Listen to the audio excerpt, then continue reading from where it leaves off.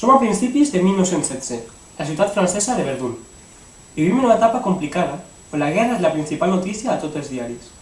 En 1915 va començar una subetapa de la Primera Guerra Mundial anomenada Guerra de Trinxeres, on ambdós bàndols van quedar sense la capacitat d'avançar.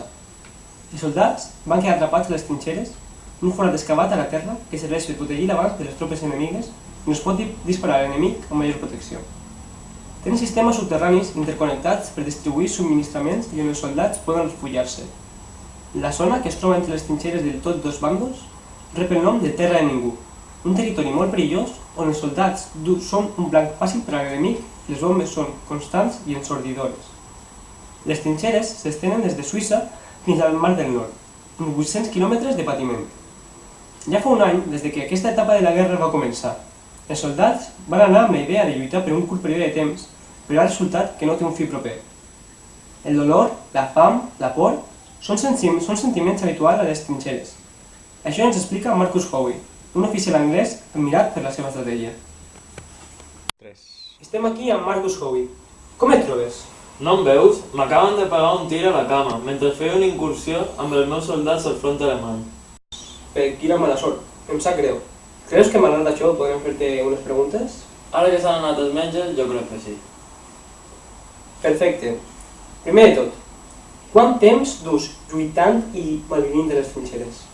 Duc aquí uns 11 mesos, de 9 dies i 7 hores.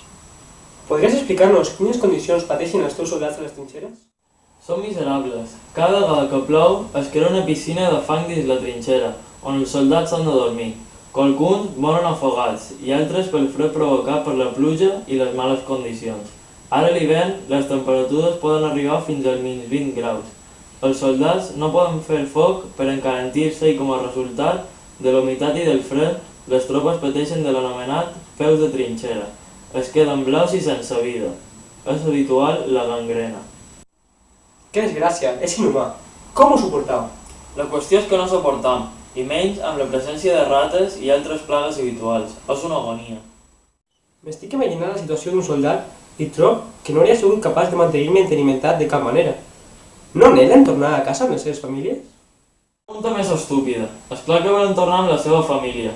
L'avorriment, la sensació de que cada moment podria ser l'últim, veure com els teus companys cauen desplomats just davant, qualcuns fins i tot s'autolesionen per poder tornar a casa, i els que no tenen l'esperança de tornar a casa acaben amb problemes mentals greus.